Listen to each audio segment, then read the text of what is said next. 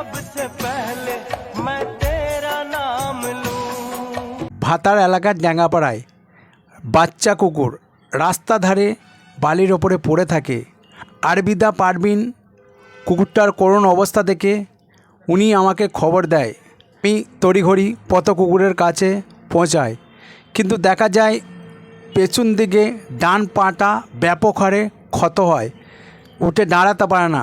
প্রাণীটাকে বালি থেকে তুলে নিয়ে একটি জায়গায়, ওই জায়গাটায় পরিষ্কার পরিচ্ছন্ন করে ওষুধ ইঞ্জেকশন দেওয়া হলো।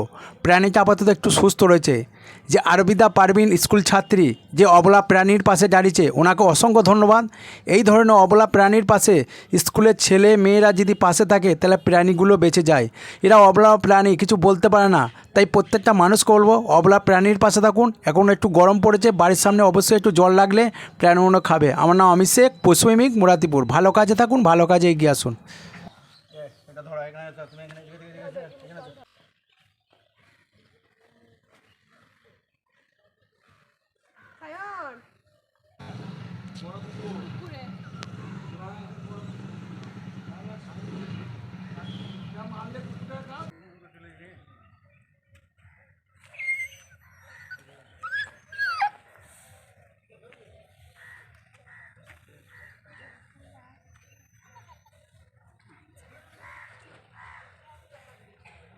আমি জীবনে ঝুঁকি নিয়ে কাজ করে থাকি অবলা প্রাণী পথ কুকুরের পাশে, রাস্তার মানুষের সহযোগিতায়। আপনারা যদি এই ভিডিওটা শেয়ার করেন, এই ধরনের ক্ষত প্রাণী যদি থাকে তাহলে প্রাণীগুলো বেঁচে যাবে। অবশ্যই ভিডিওটা শেয়ার করবেন।